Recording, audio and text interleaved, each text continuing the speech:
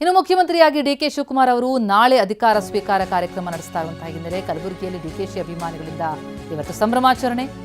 ಕಲಬುರಗಿಯ ಶರಣಬಸವೇಶ್ವರ ದೇವಸ್ಥಾನದಲ್ಲಿ ವಿಶೇಷ ಪೂಜೆ, 101 ತೆಂಗಿನಕಾಯಿ ಒಡೆದು ಸಿಹಿ ಹಂಚಿ ಸಂಭ್ರಮಿಸಿದ್ದಾರೆ ಡಿಕೆಶಿ ಅಭಿಮಾನಿಗಳು. ಡಿಕೆ ಅಂತ ಜೈಕಾರ ಕೂಗಿದ್ದಾರೆ.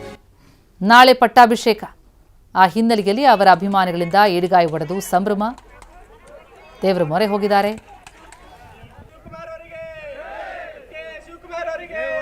ಮುಖ್ಯಮಂತ್ರಿ ಡಿಕೆ ಶಿವಕುಮಾರ್ ಅವರಿಗೆ, ಡಾಕ್ಟರ್ ಮಲ್ಲಿಕಾರ್ಜುನ್ ಖರ್ಗೆ ಅವರಿಗೆ, ಪ್ರಿಯಾಂಕ್ ಖರ್ಗೆ ಅವರಿಗೆ, ರಾಹುಲ್ ಗಾಂಧಿ ಅವರಿಗೆ,